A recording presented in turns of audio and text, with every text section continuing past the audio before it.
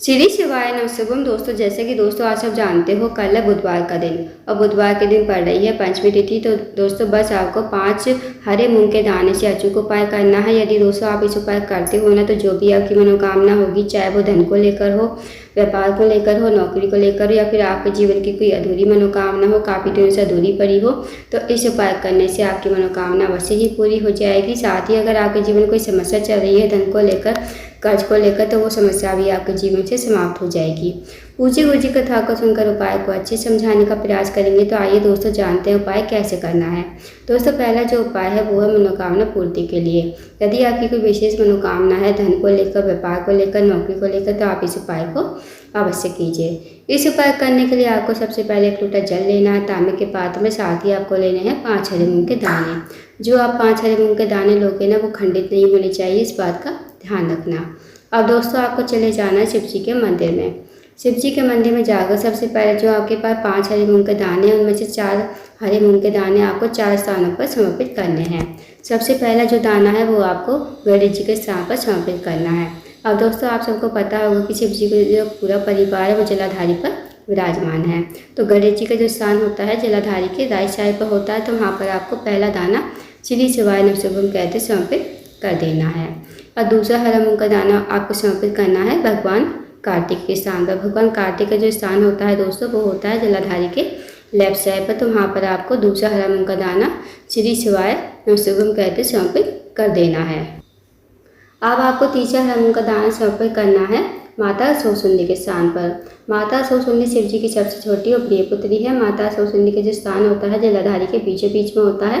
मोटी सी लाइन बनी होती है, नागदेवता की तरह। तो वहाँ पर आपको तीसरा हरा मूंग का दाना श्री शिवाय नमः कहते समर्पित कर देना है। और दोस्तों जो चौथा हरा मूंग का दाना है वो आपको समर्पित करना है माता पार्वती के हस्तकमल।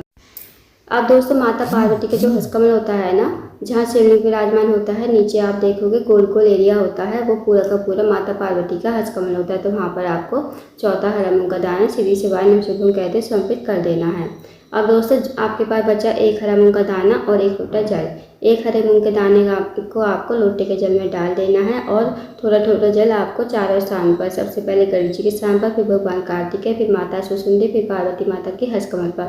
और जो भी जल बचेगा वो आपको लोटा जो है हाथ में पकड़ना है, भगवान से प्रार्थना करनी है कि हे महादेव, मेरी ये मनोकामना है काफ़ी दिनों से अधूरी पड़ी है, आप मेरी मनोकामना को पूर्ण करें। तो आपको ऐसी प्रार्थना विनती करते हुए आपको लोटे का जल शिवलिंग के ऊपर श्री शिवाय नमः कहते समर्पित कर देना है। और आपको अपनी मनोकामना बोलनी है, जो भी आपकी मनोकामना बोलिए और इस उपाय करके आपको अपने घर पर आ जाना है। तो दोस्तों करके देखिएगा, बहुत ही अचूक निश्चित उपाय है।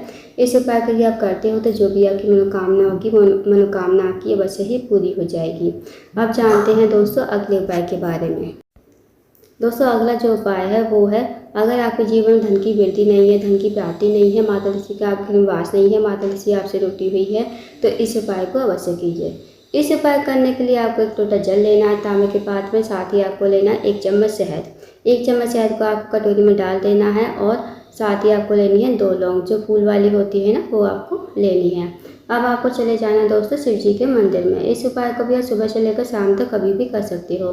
शिव जी के मंदिर में जाकर सबसे पहले आपको जो आपके पास जो 1 लोटा जल है वो आपको शिवलिंग के ऊपर श्री शिवाय नमः कहते समर्पित कर देना है। अब आपके पास जो 2 लौंग है, शहद है, 2 लौंग को आपको शहद वाली कटोरी में डाल देना है। इस कटोरी को आपको हाथ में उठाना है, भगवान से प्रार्थना करनी है कि हे महादेव, मेरे जीवन में धन की वृद्धि नहीं है, धन की प्राप्ति नहीं है, माता लक्ष्मी का हमारे घर में वास नहीं है, माता लक्ष्मी हमसे रूठी हुई है, आप कुछ ऐसी कृपा करें कि हमारे जीवन में धन की वृद्धि हो, धन की प्राप्ति हो और माता लक्ष्मी हमारे घर में हमेशा वास करे। तो आपको ऐसी प्रार्थना विनती करते हुए आपको 2 लौंग और शहद को शिवलिंग के ऊपर श्री शिवाय नमः कहते समर्पित कर देना है। 2 मिनट आपको मंदिर बैठना है, श्री शिवाय नमः का जाप करना है, फिर आपको भगवान को प्रणाम करके विनती करके आपको अपने घर पर आ जाना है। तो दोस्तों करके देखिएगा, बहुत ही अचूक निश्चित उपाय है। इस उपाय को यदि आप करते हो तो जो भी आपकी धन की समस्या होगी वो समस्या आपकी दूर हो जाएगी। अब जानते हैं दोस्तों अगले उपाय के बारे में। दोस्तों अगला जो उपाय है वो है रोग मुक्ति के लिए। यदि आपके घर में कोई व्यक्ति काफ़ी दिन से बीमार पड़ा है, उसकी जो बीमारी है दूर होने का नाम ले रही है, तो आप इस उपाय को अवश्य कीजिए। इस उपाय को करने के लिए आपको एक लोटा जल लेना है तांबे के पात्र में, साथ ही आपको लेनी है एक बेलपत्र जो कहीं से कटी पट्टी खंडित ना हो। अब आपको चले जाना है शिव जी के मंदिर में। शिव जी के मंदिर में जाकर सबसे पहले आपको एक लोटा जल शिवलिंग के ऊपर श्री शिवाय नमः शुभम कहते समर्पित कर देना है। अब जो आपके पास बेलपत्र है ना, बेलपत्र को आपको अपने सीधे हाथ में रखना है। भगवान से प्रार्थना करनी है कि हे महादेव, मेरे घर का ये व्यक्ति है, काफ़ी दिन से बीमार पड़ा है, आप इसकी बीमारी को ठीक करें। फिर आपको उस रोगी व्यक्ति का नाम लेते हुए, गोत्र बोलते हुए, बेलपत्र को आपको कुंदकेश्वर महादेव का नाम लेते हुए शिवलिंग के ऊपर समर्पित कर देना है। 2 मिनट आपको मंदिर बैठना है, श्री शिवाय नमः शुभम का जाप करना है। उसके बाद जो आपने बेलपत्र चढ़ाई थी ना शिवलिंग के ऊपर, वो आपको महादेव से विनती करते हुए औषधि के रूप में आपको अपने घर पर लेकर आनी है। इस बेलपत्र को घर पर लाकर उस रोगी व्यक्ति को खिलाना है जो रोगी व्यक्ति आपके घर में काफ़ी लंबे समय से बीमार पड़ा है। उसको आपको कुंदकेश्वर महादेव का नाम लेते हुए इस बेलपत्र को चबा चबा कर खाने को कहना है।